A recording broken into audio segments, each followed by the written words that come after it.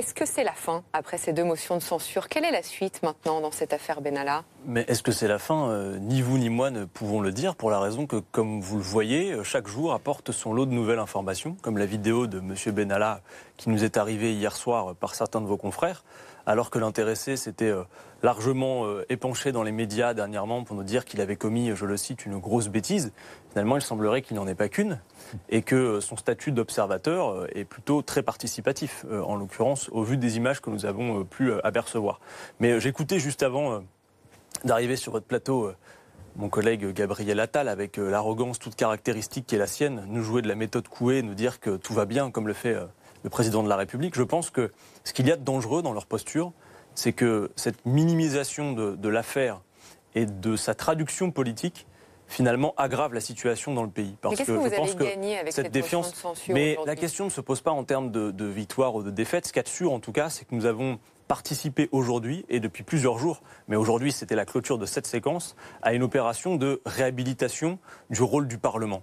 Parce que s'il y a des gens qui ont fait de l'obstruction à notre travail de parlementaire, de l'obstruction parlementaire, c'est bien cette majorité. Car le travail des députés, c'est aussi de contrôler le gouvernement. Or, c'est eux qui ont refusé de prime abord la commission d'enquête que nous appelions de nos voeux. Et d'ailleurs, nous l'avions demandé avant même l'affaire Benalla pour faire la lumière sur les effets du 1er mai. Donc voyez-vous, c'est eux qui ont sabordé des propositions à chaque étape d'issue politique que nous avons formulées. Vous voyez, nous sommes dans cette affaire les garants de l'ordre républicain. Et donc vous face à la pagaille dont ils sont les garants. Instrumentaliser cette affaire pour d'autres combats politiques? Qui a dit ça? Vous m'avez entendu dire ça? Vous vous êtes servi de cette affaire pour redorer l'image de l'Assemblée, vous venez de dire. Mais pas pour faire du coup une récupération politique, pour jouer notre rôle de parlementaire que la majorité refuse de jouer. Eux font les chiens de garde de l'Élysée. Ça les regarde. Nous sommes là pour dire l'affaire Benalla est arrivée à un moment qui n'est pas anodin. On aurait pu avoir cette affaire qui éclate au moment où on discute de n'importe quel projet de loi. Elle est arrivée à un moment qui permet de faire une démonstration, un moment où le gouvernement décide d'affaiblir le Parlement. Et cette affaire a fait la démonstration de la nécessité d'un Parlement fort. Alors, à l'Assemblée nationale, comme ils ont cette majorité d'androïdes qui lèvent la main en cadence à mesure que les projets de loi passent, évidemment, ils ont saboté d'eux-mêmes la commission d'enquête. Par contre, au Sénat, c'est pour 6 mois que ça va durer. Et entre ce que les auditions permettent de révéler et ce que les journalistes, il faut le rappeler, parce que c'est eux qui ont révélé l'affaire, révèle au compte-gouttes, eh bien clairement je pense que ce n'est pas fini. En toute hypothèse, il y aura un avant et un après, ça a le mérite d'être clair. Et l'affaire est bien plus grave qu'il ne semble vouloir le dire. Jean-Baptiste Daoulas, avec ces 2 motions de censure, il y avait une question aujourd'hui finalement. Qui est aujourd'hui l'opposition ? En fait, l'opposition, et c'est assez inédit dans l'histoire de la Ve République, il y a 5 groupes d'opposition, ce qui est du jamais vu, on n'en avait jamais vu autant. Vous avez les Insoumis, vous avez les communistes, les socialistes, le centre qui est dans une position pas toujours extrêmement claire, le centre droit, et les LR. Et en plus, vous pouvez encore ajouter les différentes sensibilités de la quinzaine de députés non inscrits.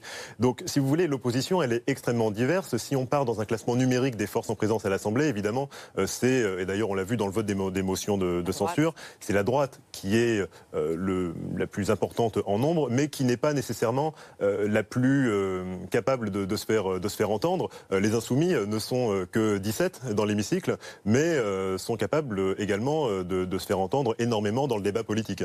Bruno Dive, est-ce que de voir la France Insoumise voter une motion des Républicains, ça ne peut pas brouiller le message politique pour la suite ? Je crois que c'est ce qu'on va retenir demain matin, dans les jours suivants, de ces motions de censure et de ce débat d'aujourd'hui. Et c'est pour ça qu'à mon avis, ces motions de censure étaient contre-productives. Parce que, d'abord, parce qu'elles servent objectivement le gouvernement d'un point de vue tactique. D'abord parce qu'elles mettent un point final. Peut-être pas final, mais en tout cas un point final pour l'affaire de l'été, comme on dit. On peut passer à autre chose. Et puis surtout, elles mettent en évidence une convergence des oppositions, mais une convergence qui n'est que négative, c'est-à-dire pour dénoncer, et il y a de quoi dire, cette affaire Benalla et le comportement du pouvoir dans cette affaire. Mais après, quand on renverse un gouvernement, quand on présente une motion de censure, c'est pour renverser un gouvernement. Donc proposer théoriquement une majorité alternative. Quelle est la majorité alternative? Il n'y en a pas. Et aujourd'hui, on n'a rien appris de nouveau dans les débats qui étaient d'ailleurs plutôt de bonne qualité. On n'a rien appris de nouveau sur cette affaire. En revanche, on a appris que pour la première fois, il y a des députés insoumis ou communistes qui pouvaient voter avec des députés LR et Front National une motion de censure pour renverser le gouvernement. Je peux me permettre de rebondir sur ce que vous dites. Je pense que l'enseignement politique qui plutôt va rester demain.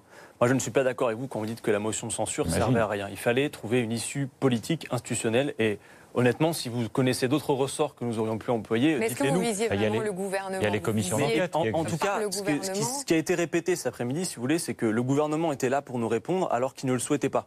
Et la motion de censure avait cet effet de le contraindre à être là. Ils n'étaient pas là de gaieté de cœur. Ils étaient là parce que c'était leur rôle en tant que responsable. Mais de quelle réponse vous attendiez de la part du gouvernement alors que vous visez quand même assez explicitement plutôt l'Élysée, le chef de l'État? Déjà supporter que le fait qu'il soit présent et nous réponde était déjà en soi une victoire. Parce qu'il faut se rappeler qu'au moment où l'affaire éclate, nous demandons la présence du Premier ministre dans l'hémicycle, ce qui est normalement son rôle, ça se passe partout comme ça dans les démocraties. Le secrétaire d'État chargé des relations avec le Parlement préfère les couloirs et la buvette de l'Assemblée plutôt que l'hémicycle. Bon, en l'occurrence, il y a une chose plutôt qui s'éclaircit aujourd'hui. Souvenez-vous de la dernière fois que les oppositions, la majorité, ont dû se prononcer lors du vote de confiance. Ça n'était pas très clair. Il y a d'ailleurs des groupes, je pense par exemple à nos collègues socialistes, certains avaient voté pour la confiance au gouvernement, d'autres avaient voté contre, et d'autres s'étaient abstenus ne sachant pas que faire. Aujourd'hui, ce qui ressort surtout de cette séquence politique, c'est qu'il y a une majorité, elle n'a pas bougé, mais il y a une opposition beaucoup plus claire et beaucoup plus franche contre elle. Et ça, c'est un enseignement politique qu'il faut tirer. Une opposition plus claire, plus franche, comme le dit Adrien Quatennens. J'ai un tout petit désaccord par rapport à ce que disait Bruno Di tout à l'heure. Je trouve qu'il y a une forme de facilité à parler de convergence des oppositions. Le fait est que la majorité de La République En Marche, et c'est assez inédit, a une opposition de gauche, une opposition de droite. Effectivement, si on leur pose une question simple qui est est-ce qu'il faut faire tomber le gouvernement, c'est une question qui est presque dépolitisée en soi. On ne va pas parler de politique économique du gouvernement ou de politique sécuritaire ou sociale du gouvernement. C'est juste faire tomber le gouvernement. Ben oui, là effectivement, que ce soit du Rassemblement national, que ce soit chez les Républicains, que ce soit chez les Insoumis, cette question, la réponse est oui. On peut difficilement leur en faire le procès.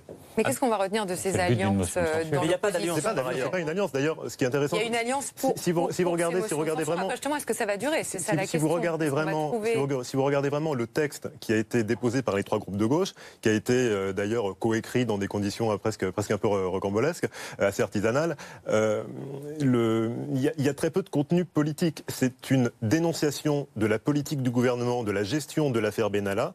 C'est une dénonciation de cette gestion de crise, une perte de confiance dans l'exécutif sur l'affaire Benalla. Il n'y a pas de contenu politique, il n'y a pas de contenu économique, il n'y a pas de contenu social. Ce n'est pas un appel à un début de programme commun. Valérie Rabault, d'ailleurs, la présidente du groupe socialiste à l'Assemblée, le dit, c'est un one-shot. On peut difficilement faire plus clair. Il y a une avancée en tout cas, c'est que le PS sort d'un congrès où ils ont voté une ligne qui n'était ni Macron ni Mélenchon. Aujourd'hui, dans l'opposition, il s'affiche dans l'opposition alors que le groupe n'était pas en cohérence. Par ailleurs, moi je veux vous rassurer tout de suite parce que vous savez, on entend souvent les députés de La République En Marche nous dire ce qui est important, c'est pas les étiquettes, etc. C'est eux qui ont fait campagne en disant le clivage a disparu. Mais attendez, pour le coup, c'est eux qui votent parfois contre leurs propres amendements quand nous les défendons. Et là, en l'occurrence, moi, pourquoi voterais-je contre un texte avec lequel je suis d'accord? Peu me chaud qu'ils viennent des Républicains ou du Parti Socialiste. Si je suis d'accord avec le contenu, quelle raison objective ai-je de m'y opposer? Là, en l'occurrence, et nous étions assurés de cela, nous avions dit à M. Jacob, si vous voulez que nous votions avec vous, ne commencez pas à mettre du contenu économique, effectivement, sinon on ne pouvait pas s'y retrouver. Mais là, sur le texte, pour moi, il n'y avait rien à jeter. Donc pourquoi nous voterions contre? Ça n'a pas de sens. Par contre, clairement, les propositions, pour le coup, les contre-propositions économiques, on les fait à longueur d'année à l'Assemblée nationale. Et je pense d'ailleurs que la rupture entre la grande masse du peuple et Emmanuel Macron, on l'a vu dans les sondages d'opinion, elle était déjà consommée, en tout cas elle commençait à se commencer avant l'affaire Benalla. Quelles sont les prochaines étapes pour vous maintenant? Mais l'affaire Benalla vient faire une démonstration qu'en plus d'une politique injuste et inefficace, Emmanuel Macron a un exercice du pouvoir tout particulier qui exacerbe l'idée de monarchie présidentielle. Et qu'est-ce que vous comptez faire maintenant? Eh bien maintenant, il va y avoir la rentrée parlementaire au mois de septembre. Nous allons effectivement jouer notre rôle comme ça a toujours été le cas, car jamais elle n'a été un objectif pour nous de faire de l'obstruction parlementaire. Nous l'avons subi, cette obstruction. Et puis, nous verrons bien. À parler de la commission d'enquête au Sénat va se poursuivre. Donc évidemment que cette affaire va continuer. Et puis il y a aussi une enquête judiciaire. On entend M. Benalla dire des choses. Mais vous, en tant que député politiquement, la France Insoumise, Mais nous allons continuer à porter cette idée qu'aujourd'hui, notamment au niveau des commissions d'enquête, les principaux protagonistes doivent pouvoir être entendus. Plutôt que de parler sur les plateaux de télévision ou dans les colonnes des journaux, M. Benalla serait effectivement, je le pense, bien aspiré d'aller se prononcer sous serment dans le cadre d'une commission d'enquête. Et puis comme M. Macron dit qu'il est le seul responsable, lui aussi pourrait choisir d'aller devant la commission d'enquête.